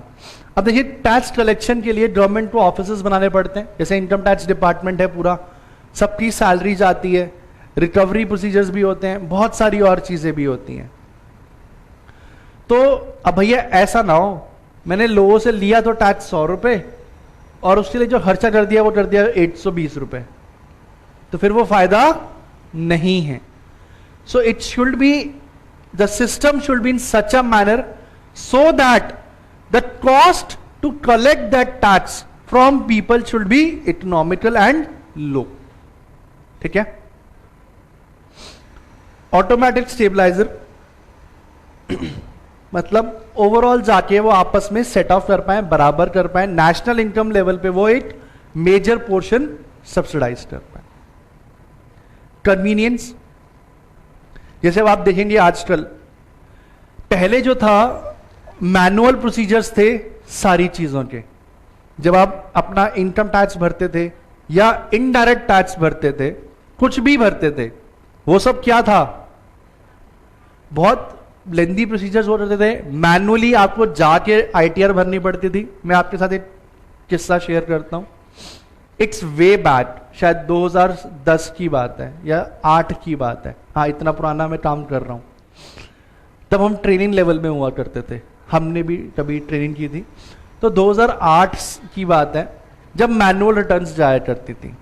तो मैनुअल में पता क्या होता था, आप फॉर्म भरते थे आईटीआर का, इनकम टैक्स रिटर्न, मतलब कि जो आपने इनकम टैक्स भरना होता है उसके लिए आप आईटीआर, ये सब चीजें प्रैक्टिकली जो मैंने करी है ना, आप समझ पाएंगे और फिर आप समझ पाओगे कि कितना कन्वीनियंस आज है हमें एज कंपेयर टू पुराने टाइम की बात की जाए तो, राइट। तो पहले हम लोग आईटीआर फॉर्म भरते थे, लोगों से साइन करवाते थे, जिसकी आईटीआर है उससे साइन करवाया जाएगा। फिर डिपार्टमेंट जाते थे और वहां पे लंबी लंबी लाइंस लगती थी और आप उन लाइन में जाओ, और जब लास्ट डेज होते हैं तो फिर वो जो ऑफिसर्स होते हैं, जो उनके जूनियर लेवल ऑफिसर्स बैठे होते हैं, उनकी भी कंडीशंस होती हैं। एक बंदा 10 से ज्यादा आईटीआर नहीं देगा, क्योंकि उनको पता है बड़े बड़े, अगर कोई बड़ी फर्म के लोग आ रहे हैं तो वो 100 रिटर्न 200 रिटर्न लेके एक साथ आ जाएंगे। तो फिर पीछे जो नॉर्मल पर्सन है, जो खुद से अपनी आईटीआर भरने आया है, एक एक रिटर्न वाले, वो आईटीआर नहीं भर पाएंगे। तो वो सिस्टम सेट करते थे, एक बारी में सिर्फ 10 रिटर्न ली जाएंगी, दोबारा भरना है तो पीछे लाइन में जाओ। तो हमारे ऑफिस से हम 6-7 लोग एक साथ जाया करते थे, लाइनों में लगते थे रिटर्न्स भरवाने के लिए, फिर 2-2 बार 3-3 बार भी लाइन में लगना पड़ता था। So that was the hesitation, और you can say the major problem we faced during those times. आज क्या है, और रिटर्न भरने का फिर टाइम होता था, भैया डिपार्टमेंट खुला है तो वो टाइम पे ही खुलेगा, और सरकारी डिपार्टमेंट तो कितने अच्छे होते हैं सबको पता है, सॉरी मैं ऐसा बोल रहा हूं। कुछ चीजें हैं और एक टाइम फ्रेम है, मतलब मेरा ऐसा नहीं है मैं घर पे बैठा हूं, मेरा मन किया काम करना है मैंने कर लिया, नहीं सर वो नहीं था। आज क्या है, मैं पूरे इंडिया में नहीं, पूरे वर्ल्ड में किसी भी कोने से जहां पे नेट है, सिर्फ इंटरनेट फैसिलिटी होनी चाहिए, मैं वहां पे इनकम टैक्स के पोर्टल पे लॉगिन करके ऑनलाइन अपनी आईटीआर भर सकता हूं। और चाहे सुबह का एक, मतलब सुबह के 1 बोल रहा हूं, मॉर्निंग 1 हो या रात के 11 बज रहे हो या दोपहर का टाइम हो या शाम का टाइम हो, कोई टाइम नहीं है, किसी भी टाइम मैं अपनी आईटीआर फाइल कर सकता हूं। So that is what, that is convenience in the manner to collect tax. समझ में आया? रीडिस्ट्रीब्यूशन मतलब वेल्थ को प्रॉपरली डिस्ट्रीब्यूट किया जा सके। तो इंडिया में ऐसा टैक्सेशन सिस्टम है, जिसकी इनकम ज्यादा है उसको ज्यादा टैक्स देना होता है, और जिसकी इनकम कम है उसे कम टैक्स देना होता है। तो इससे क्या हो रहा है, देखिए, अगर मैं वेल्दियर पर्सन से ज्यादा टैक्स ले रहा हूं और लोअर वेल्दियर पर्सन से कम टैक्स ले रहा हूं, तो मैं थोड़ा सा दोनों में बाइफर्केशन कम कर रहा हूं, राइट। और फिर इस तरीके से पैसा सरकार के पास आएगा जो बेनिफिट में लगेगा for lower as well as higher class of persons. तो वो सब चीजें हमारे लिए यहां पे आ जाएंगी। फ्लेक्सिबल, जैसे जैसे सिचुएशंस चेंज होती हैं, जैसे जैसे अगर हम बात करें, आपने थोड़ा सुना होगा हर साल इनकम टैक्स में चेंज आता है, राइट, या जीएसटी में तो हर महीने जीएसटी काउंसिल मीटिंग होती है। ये टर्म्स आपने सुने हुए, इसको मैं इसलिए यूज कर रहा हूं, राइट। हम न्यूज तो सुनते ही हैं, ऐसा मैं अज्यूम कर रहा हूं, बट हम क्या सुनते हैं वो सबको पता है, राइट। तो न्यूज में हम सुनते रहते हैं जीएसटी काउंसिल की आज मीटिंग हुई, और आजकल तो फेसबुक पे भी हम जुड़े रहते हैं, कई सारे आप लोग भी जुड़े हुए होंगे, राइट, कुछ प्रोफेशनल बंदों से या प्रोफेशनल ग्रुप्स में, ऐसा भी हम अज्यूम कर रहे हैं। तो सिचुएशंस चेंज होती हैं, वर्ल्ड वाइड चेंज होता है। अभी कोरोना आया था तो सरकार ने समझा उन चीजों को, कुछ चीजें रिलैक्सेशन दिया। तो ये सब चीजें क्या है, जैसे जैसे इकोनॉमी चेंज होती है, वर्ल्ड वाइड चेंजेस आते हैं, उस हिसाब से सिस्टम जो है वो चेंज होते रहना चाहिए। Any system which is adaptable to any change is always a good system. तो ये सिर्फ टैक्सेशन सिस्टम की बात नहीं है, कोई भी सिस्टम हो, इवन अगर हम अपनी भी बात करें, even if we are adaptable to changes then we are a good person, and same goes for any system. तो ये सिर्फ टैक्सेशन सिस्टम की बात नहीं है, ये सभी की बात है। All right, not discourage work और इन्वेस्टमेंट, किसी भी चीज को डिस्करेज नहीं करना चाहिए। देखिए बीच में ऐसा न्यूज आई थी कि इंडिया में फॉरेन इन्वेस्टमेंट को डिस्करेज किया जा रहा है, थोड़ी सी न्यूज बीच में आई थी ऐसी, कुछ लोगों के व्यू पॉइंट्स आए थे, ऐसा नहीं, बट ऐसा नहीं था। तो हर सिस्टम क्या चाहेगा कि लोग इन्वेस्टमेंट करें, अगर उस कंट्री में इन्वेस्टमेंट होगा तभी तो डेवलपमेंट होगा, अगर बिजनेस सेटअप होंगे तभी इंप्लॉयमेंट जनरेट होगा। तो इन्वेस्टमेंट्स को एनकरेज करना चाहिए, डिस्करेज नहीं करना चाहिए।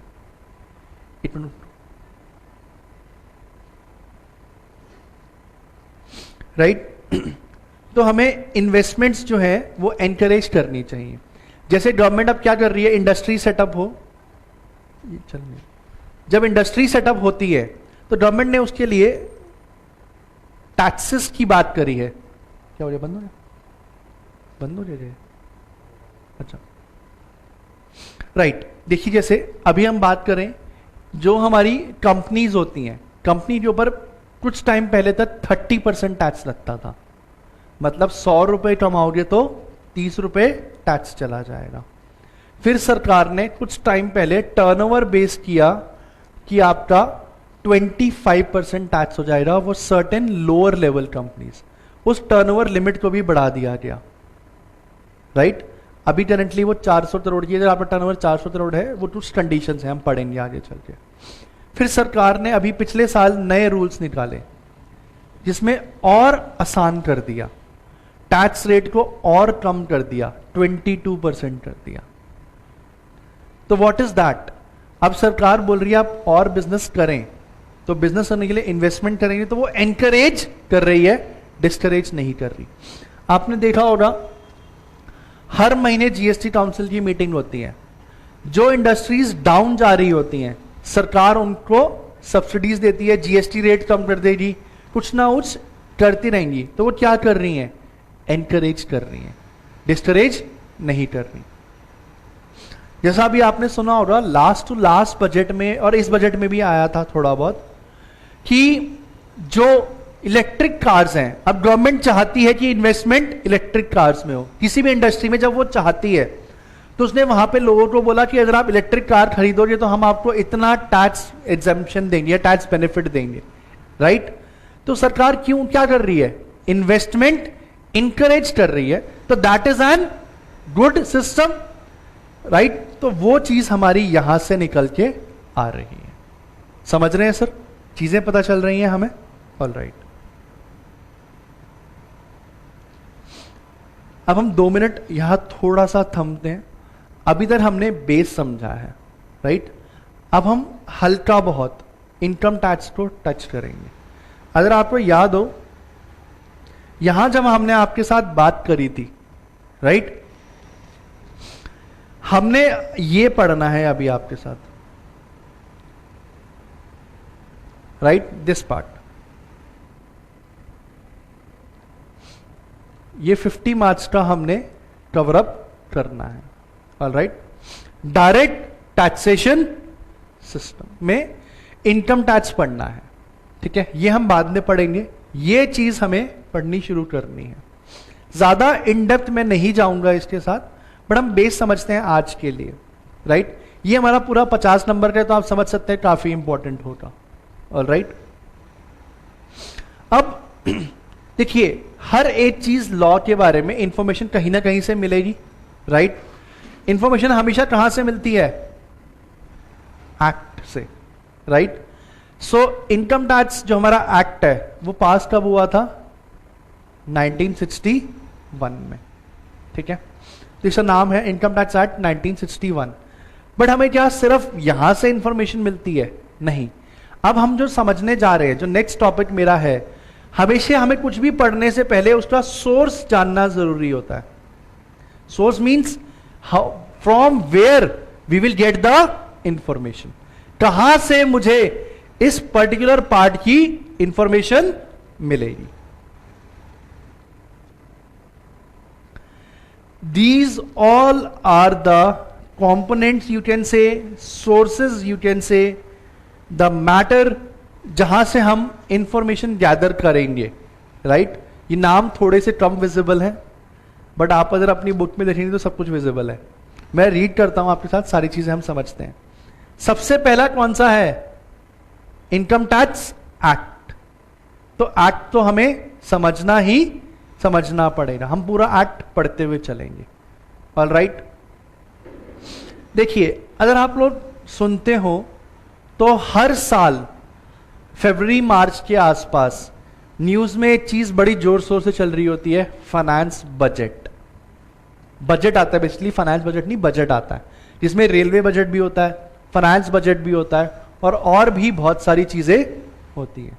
राइट सर, सब चीजें हमारे पास आती हैं, राइट। तो जो फाइनेंस बजट होता है, बजट सबसे पहले कहां पे आता है? थोड़ा बहुत हमें पता है, हमने पढ़ा था सिविक्स के अंदर। कोई भी एक्ट बनने से सबसे पहले कहां आता है? लोकसभा में, राइट। तो फाइनेंस मिनिस्टर फाइनेंस बजट पढ़ता है लोकसभा में, राइट। फिर जब वो बजट लोकसभा से पास हो जाता है, राइट, वो कहां जाता है? राज्यसभा के अंदर, राइट, राज्यसभा में जाएगा। फिर जब वो वहां से पास हो जाएगा तो प्रेसिडेंट एसेंस मिलेगा और वो क्या बन जाएगा? एक्ट।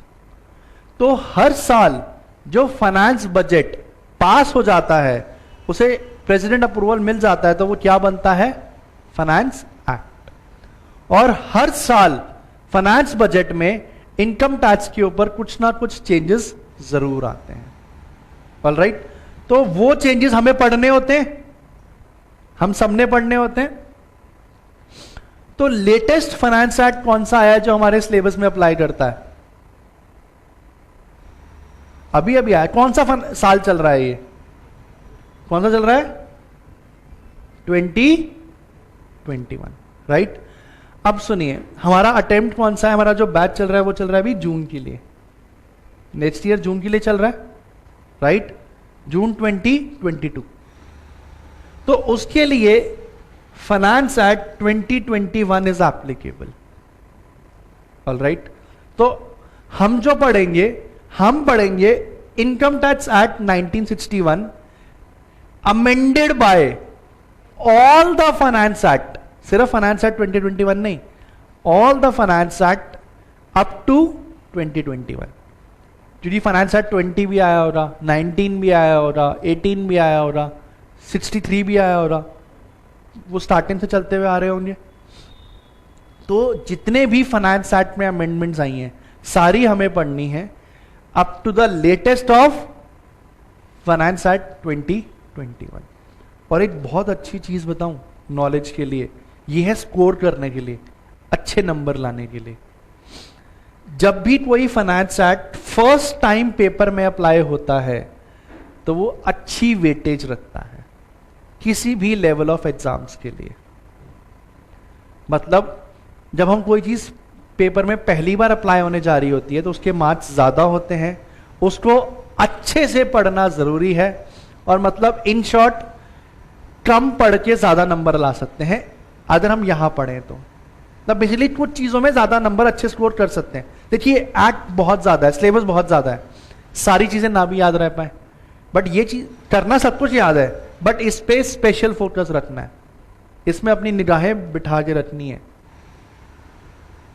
ऑलराइट, फोकस रखना है क्योंकि ये हमारा जून में पहली बार अप्लाई होगा और स्कोरिंग होता है, अच्छे नंबर आप स्कोर कर सकते हैं, चाहे आप इनडायरेक्ट टैक्स की बात करें चाहे आप डायरेक्ट टैक्स की बात करें। अमेंडमेंट्स हमेशा ही इंपॉर्टेंट होती हैं। ये चीज क्लियर है sir? Any issues with this point?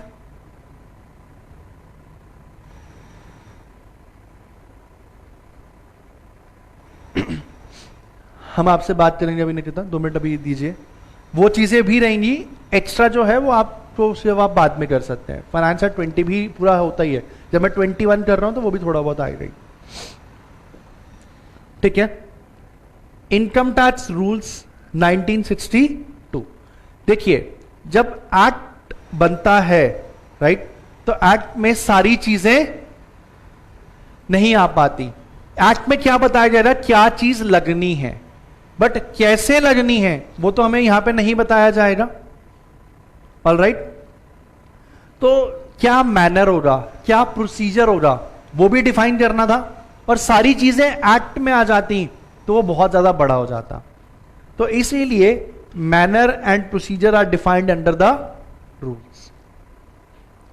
तो हम जब एक्ट पढ़ते हैं रूल्स को भी साथ में ध्यान रखते हैं, बट हमारे सिलेबस में रूल्स कम आते हैं क्योंकि वो प्रैक्टिकल अप्रोच में ज्यादा काम आएंगे।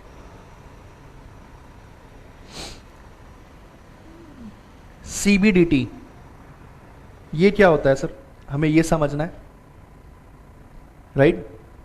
देखिए हमारे पास फाइनेंस मिनिस्ट्री है, राइट, इसके अंदर हम थोड़ा नीचे आएंगे, फिर रेवेन्यू सेक्रेटरी और उनके नीचे चलते चले जाएंगे।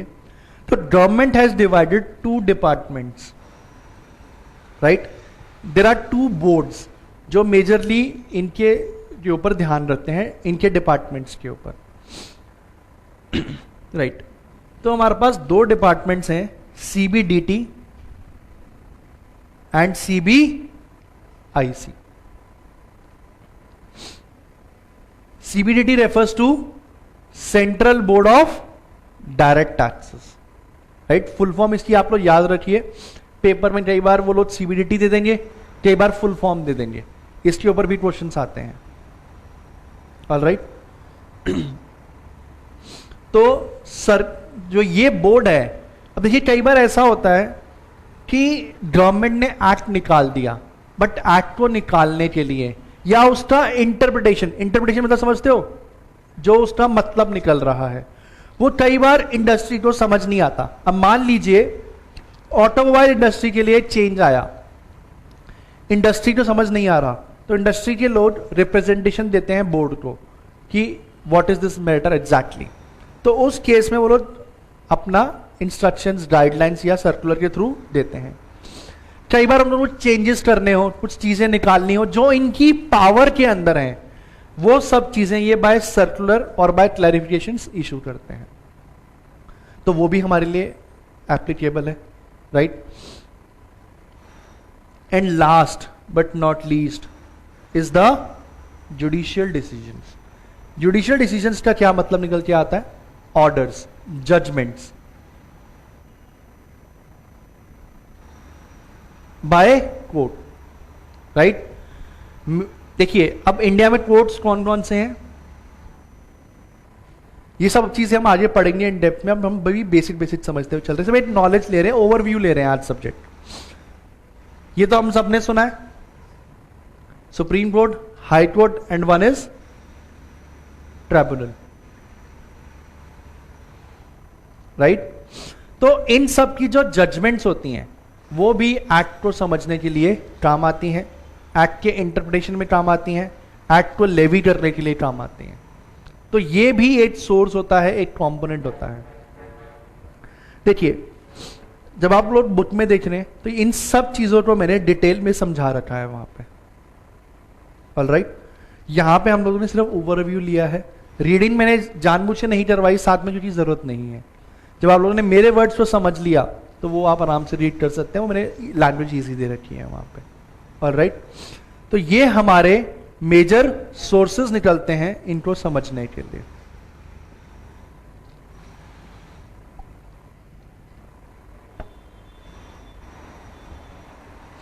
राइट, बट देखिए कोशिश हमें ये भी रखनी है थोड़ी सी। अच्छा, हमने जब स्टार्टिंग में बात करी थी 80 नंबर लाने की या अच्छे नंबर लाने के लिए, इसका एक बहुत छोटा सा मूल मंत्र है, एक इजी वे है अगर आपको ये चीज करनी है तो। देखिए आप लोग अभी क्लासेस ले रहे हैं, सब बच्चा क्लास ले रहा है, तो इतना ध्यान रखिए कि जितना हमने क्लास में पढ़ा उसको हम घर जाके साथ साथ डेली बेस पे पढ़ते रहेंगे, तो उससे कुछ चीजें आसान होंगी। पहला, जब मैंने पिछली क्लास का पढ़ लिया तो नेक्स्ट क्लास में जो पढ़ाया जाएगा मैं उसको कोरिलेट कर पाऊंगा, समझ पाऊंगा, राइट। सेकेंड थिंग, पहली क्लास में जो मैंने पढ़ा उससे जो डाउट्स होंगे वो मैं कर पाऊंगा। थर्ड थिंग, मैंने 8 बार क्लास के साथ पढ़ लिया, क्लास खत्म होते ही मैंने 8 बार रिवीजन कर लिया, एग्जाम प्रिपरेशन के टाइम पे मैंने 8 बार रिवीजन कर लिया, फिर एग्जाम के टाइम पे मैंने 8 बार रिवीजन कर लिया। मैंने इस सब्जेक्ट को कितनी बार पढ़ लिया? 4 बारी, राइट। अगर मैं स्टार्टिंग से पढ़ रहा हूं तो लास्ट में जो बच्चे करते हैं ना 18 घंटे दिन में पढ़ना है, 15 घंटे दिन में पढ़ना है, वो पढ़ना है। बट अगर मैं अभी से शुरू कर लूंगा तो बाद में मुझे इन चीजों में बहुत ज्यादा आसानी हो जाएगी। ऑलराइट, तो रिक्वेस्ट है, कोशिश है, एक उम्मीद है आप लोगों से, और आप लोगों को खुद से ये प्रॉमिस करना है, मुझसे नहीं डरना। हम दूसरों से किए हुए प्रॉमिसेस तोड़ देते हैं, खुद से किए हुए नहीं करते, राइट। तो हमें खुद से प्रॉमिस करना है कि हम साथ साथ पढ़ेंगे। अगर हम लोग साथ साथ पढ़ पाते हैं तो हम चीजों को बहुत अच्छे से समझ पाएंगे, डाउट्स ले पाएंगे, क्वेश्चंस कर पाएंगे, सब चीजें कर पाएंगे। अब देखिए, मैंने कोई कंसेप्ट समझाया, अब नेक्स्ट क्लास में मैं उसके ऊपर प्रैक्टिकल क्वेश्चंस करवाऊंगा, राइट। तो फिर अगर आप लोगों ने लास्ट क्लास का अच्छे से पढ़ा हुआ होगा तो हम नेक्स्ट क्लास का अच्छे से समझ पाएंगे। ऑलराइट सर, चलिए।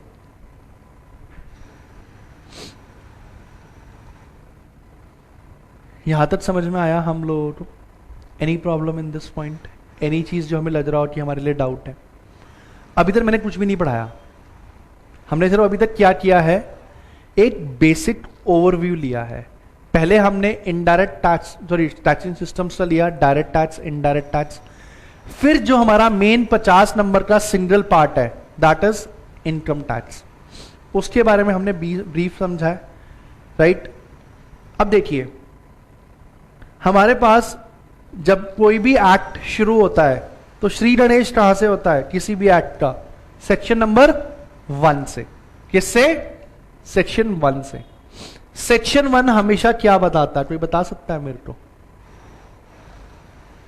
हाँ, सेक्शन 1 में डेफिनेशन होती है। सेक्शन 1 क्या बताता है? हमने बहुत सारे एक्ट अभी तक पढ़ लिए होंगे, CSWD में हमारे पास कुछ एक्ट्स तो थे, कॉन्ट्रैक्ट एक्ट तो हमने पढ़ा ही था। तो सेक्शन 1 क्या बताता है? गुड मॉर्निंग, जाग जाओ, अभी CSWD पास किया है मैंने। सुनिए, सेक्शन 1 हमेशा title, extent, date of levy बताता है। समझ में आया? सेक्शन 1 हमेशा क्या बताता है? आपका title, levy and extent. Title क्या है? जो मैं एक्ट पढ़ रहा हूं इसका टाइटल क्या है? अरे इतना बड़ा बड़ा लिखा हुआ है तुम्हारे सामने। कौन सा एक्ट पढ़ रहे हैं हम? Income tax. तो टाइटल क्या है? Income tax act. ये हमारा टाइटल हो गया। ये बोलते 1961 है, ये लेवी हुआ था 1962 से। ऑलराइट। एक्सटेंट, एक्सटेंट मतलब कहां तक लगेगा। इस एक्ट के अंदर अगर कोई टैक्स गवर्नमेंट ने लेना है तो कितने एरिया तक ले सकते हैं। ऑलराइट। सो अगर हम बात करें as per section 1, income tax act is levied to the extent of whole of India. जहां तक इंडिया है वहां तक ये एक्ट लगेगा। क्लियर है? समझ में आया? तो हम इसी के साथ पहली डेफिनेशन पढ़ते हैं। क्या पढ़ेंगे? इंडिया। वो थोड़ा नीचे जाके है, मैंने बाद में दिया हुआ जानबूझ के, बट मैं आपको पहले पढ़ा देता हूं आपकी नॉलेज के लिए। ये मैंने इसलिए ऐसा किया कि मैं बता सकूं ये सब भी आपको पढ़ना है।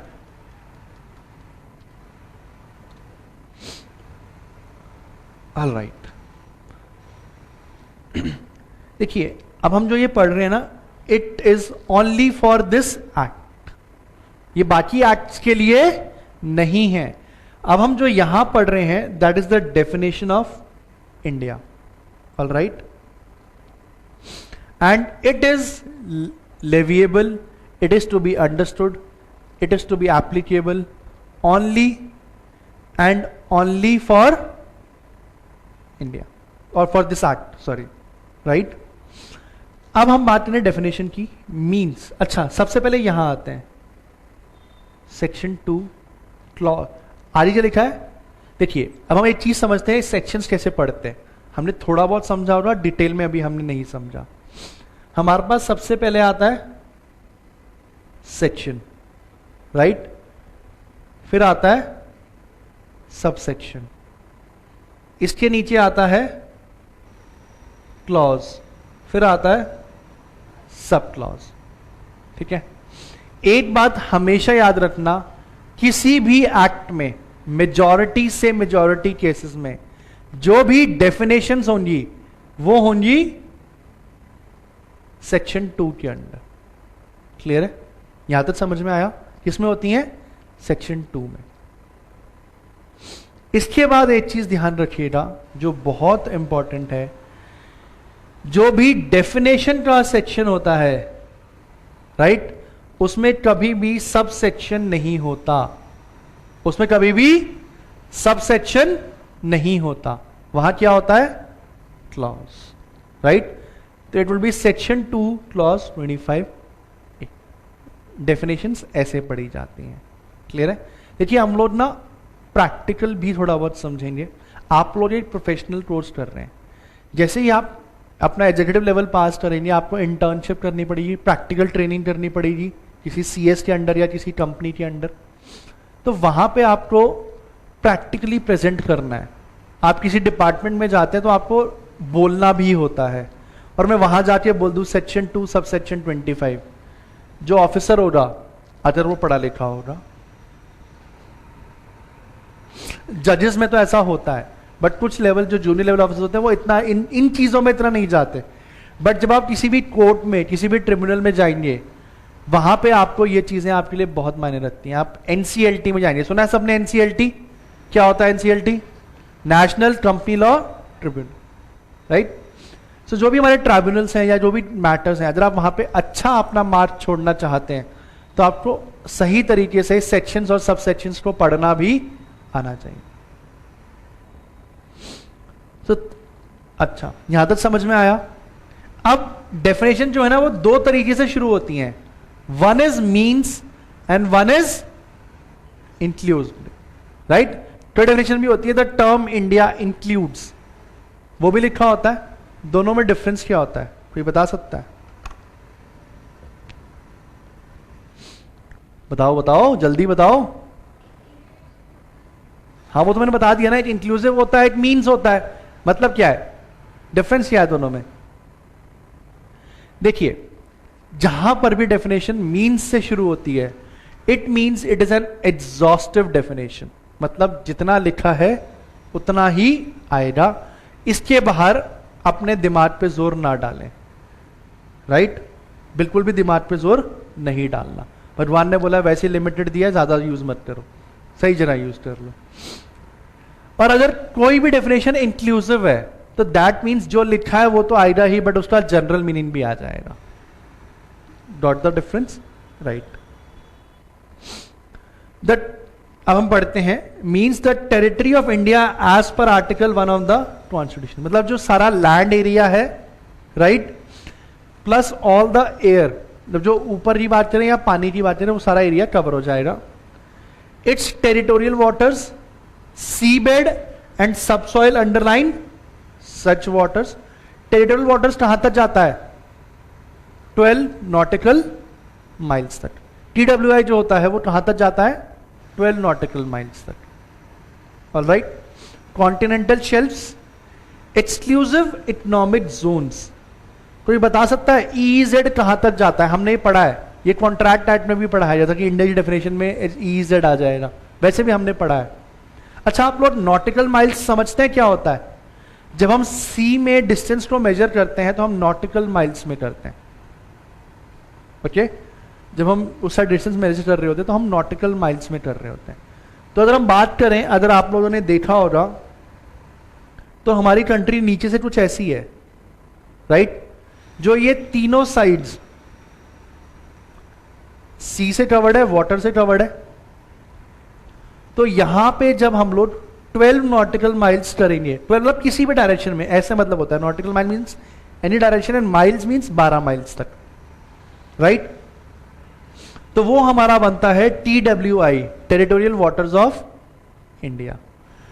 बट ये लगता कहां तक है? EEZ तक, exclusive economic zones, that is up to 200 nautical miles. Alright, 200 nautical miles तक हमारे लिए ये अप्लाई हो जाएगा। Got the point? Any issues, any problem? समझ में आया कहां तक हमारे लिए अप्लाई होता है? और any other specified maritime zone and the air space it's territorial and waters. मतलब जो एयर स्पेस है, चाहे वो पानी के ऊपर हो चाहे वो जमीन के ऊपर हो, वो सारा भी इंडिया ही माना जाएगा। मतलब देखिए, अगर ऐसा नहीं लिखा होता तो इंडियंस बहुत समझदार है। कोई भी बड़ी ट्रांजैक्शन करनी होती फ्लाइट में जाके करते, मैं तो एयर में कर रहा हूं, आपने टेरिटोरियल लिखा है। लॉ का इंटरप्रिटेशन बहुत बड़ी चीज होती है। देखिए, मैं आप लोगों को एक छोटी सी बात समझाना चाहूंगा, अपने दिमाग को बहुत खोल के ये सारे सब्जेक्ट्स पढ़िएगा, समझिएगा। एक रिक्वेस्ट है by my folded hands, life में गांठ बांध लो। अच्छा प्रोफेशनल वही है जो लॉ के इंटरप्रिटेशन को चेंज कर सके, उसके डिफरेंट व्यूज निकाल सके। सर, राम को राम कहना आसान है, राम को राम प्रूव करना मुश्किल है। आप समझ रहे हैं मेरी बात, मैं क्या कहना चाह रहा हूं? हम तो ये सब्जेक्ट्स पढ़ रहे हैं ना, बीइंग अ प्रोफेशनल, ये सारे लॉज हैं। लॉज को हमें समझने में बहुत चीजें होती हैं। मैं अभी बताता हूं 2 मिनट में एक्सक्लूसिव इकोनॉमिक जोन्स क्या होते हैं, राइट? सॉरी, देखिए, लॉज की इंटरप्रिटेशन एक कॉमा से बदल जाती है, एंड से बदल जाती है, और से बदल जाती है। और जब हम लॉज पढ़ते हैं, कई जगह एंड का मतलब और होता है और का मतलब एंड होता है। एंड और में फर्क पता है ना? आपको पता है किसी भी पैराग्राफ में या किसी भी लाइन में एक कॉमा लगने से या एक कॉमा ना लगने से कितने भारी भारी चीजें हो सकती हैं। आप लोग धीरे धीरे जब पढ़ेंगे तो आप समझेंगे, सुप्रीम कोर्ट तक के ऑर्डर्स हैं और जजमेंट्स बदल गई हैं बिकॉज ऑफ दिस ओनली छोटा सा कॉमा। एक लाइन में कॉमा नहीं था तो उसकी इंटरप्रिटेशन ही बदल गई, जजमेंट बदल गई। कई बार वो असेसी, मतलब जो हम लोग हैं, जो टैक्स पेयर्स हैं, उनके फेवर में जाता है, कई बार वो डिपार्टमेंट के फेवर में जाता है।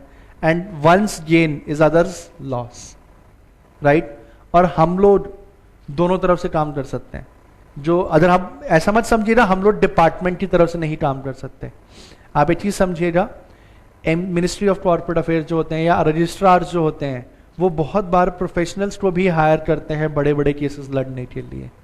NCLT हो गया, NCLAT हो गया, हाई कोर्ट हो गया, सुप्रीम कोर्ट में हो गया, वहां पे लॉयर्स ही जाएंगे, डिपार्टमेंट से खुद के बंदे नहीं जाएंगे।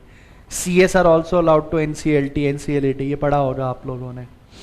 तो हम लोग जब वहां जाते हैं तो डिपार्टमेंट भी हमें एंगेज करता है। तो हमें हमेशा जो बंदा हमारे पास आया है, एक मिनट होल्ड, मैं आपको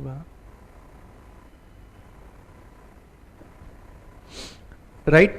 तो जब भी बंदा हमारे पास आता है तो हम जो हमारे पास आ रहा है उसकी तरफ से हमें सोचना है, चोरी नहीं करवानी बट बचाना तो है। इंटरप्रिटेशन, प्लानिंग, वो सब तो हमें करनी है।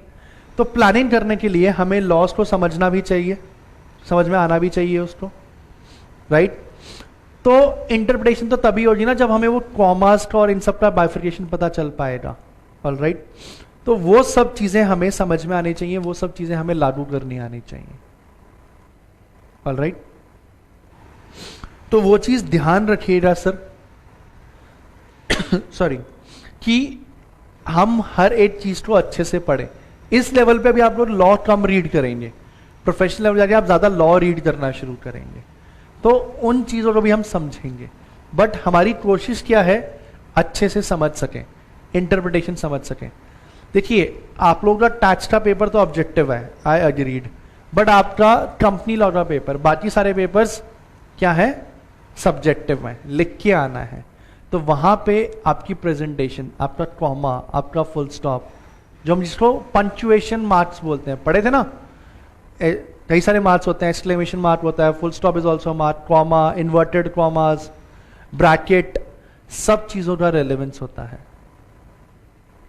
ठीक है, मैं आपको पढ़ाऊंगा, मैं आपको प्रैक्टिकली वो केस भी रीड करवाऊंगा जहां ये चीजें आपके साथ आ सकती हैं, तो वो सब चीजें हमें समझनी पड़ेंगी और वो सब चीजें हमें रीड करनी पड़ेंगी, हमें अपना बेस भी बनाना पड़ेगा, राइट। अच्छा, आज हम और नहीं पढ़ेंगे, हमें पास एक क्वेश्चन आया था, डाउट आया था, उसको हम समझते हैं। बच्चे बोल रहे हैं सर वेरी गुड, इतनी ज्यादा पढ़ाई अभी से सर, अभी तो शुरुआत है हमारी, अभी हम छोटे से बच्चे हैं, CSEET अभी अभी मैंने कल परसों पास किया है, अभी दया करो हम पे थोड़ी। अच्छा, बता दूं मैं कि हम कभी कभी अच्छे टाइम से भी पढ़ेंगे, मतलब अच्छे आराम से पूरा पूरा दिन टाइम आने पे, अभी तो शुरुआत है। अभी आप कहते हैं ना फूल खिल रहा है, उसे खिलने दो थोड़ा सा, अभी शुरुआत है, जब वो थोड़ा सा बड़ा हो जाएगा फिर हम उसको और पानी डाल के और नर्चर करेंगे। अच्छा, मेरे पास एक क्वेश्चन आया था, एक्सक्लूसिव इकोनॉमिक जोन क्या होता है। देखिए, इन डेप्थ में मैं ज्यादा इसमें नहीं जाऊंगा क्योंकि हमारे लिए ज्यादा लेवी नहीं हो, सम पेपर में हमारे लिए इंपॉर्टेंट नहीं है और वैसे भी नहीं है, बट आप देखिए हर कंट्री कुछ अपने जोन्स डिफाइन करती है कि उस एरिया में जो भी इकोनॉमिक एक्टिविटी होगी वो हमारे कंट्री के पावर्स में आएगी, हमारी कंट्री की टेरिटरी में आएगी। तो जितने भी कंट्रीज हैं उन्होंने वाटर में मतलब सीज में डिमार्केशन किया है एज पर इंटरनेशनल ट्रीटीज कि ये एरिया के अंदर अगर कोई भी इकोनॉमिक एक्टिविटी होती है तो वो हमारी कंट्री के लॉज के अंडर आएगी। So these are economical zones, जिसको हम नाम देते हैं एक्सक्लूसिव इकोनॉमिक जोन्स। क्लियर है? तो वो चीजें हमें समझनी है, ठीक है। That is levelled up to 200 nautical miles. EEZ short form इसकी हम कई बार यूज करेंगे आगे भी, that is termed as EEZ, exclusive economic zones. आप लिख सकते हैं अपनी बुक के अंदर, ये आपका 12 नॉटिकल माइल्स तक जाता है और ये 200 नॉटिकल माइल्स, ठीक है। पेपर में क्वेश्चन आ चुका है इसके ऊपर। ऑलराइट, आज के लिए अभी फॉर द टाइम बीइंग इतना ही। अच्छे से साथ साथ चलते रहिए, पढ़ते रहिए, मेन काम जो है उस पर ध्यान देते रहिए, जिंदगी में बाकी सारी चीज़ें चलती रहेंगी। और एक चीज़ ध्यान रख लूँ, आने वाले कुछ सालों के लिए आप लोग चीज़ों को इतना समझ लीजिए कि बहुत कुछ खोना है बट बहुत बड़ा पाना भी है। तो मेहनत करनी है, हम मेहनत से नहीं डरेंगे और हम लोग डिसहार्टनिंग चीज़ों की बातें नहीं करेंगे। हमारे लिए मेन क्या है, हम जो यहाँ बैठे हैं सब हम पास होने के लिए आए हैं और पास ही होके रहेंगे। चलिए, that's all for today, God bless you all. ऐसे ही आगे बढ़ते रहिए, जैसे आप लोगों ने CSET एक ही अटेम्प्ट में निकाला है, एग्जीक्यूटिव लेवल भी एक ही लेवल में एक ही टाइम में निकालो, एक ही अटेम्प्ट में निकालो, फिर हम लोग बहुत अच्छे से पार्टीज करेंगे। चलिए, till then enjoy, God bless you all.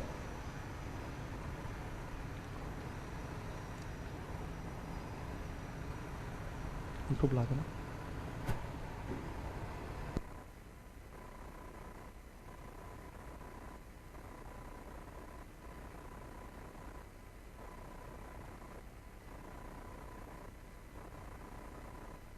और किसी चीज की कोई टेंशन नहीं लेनी। हाँ।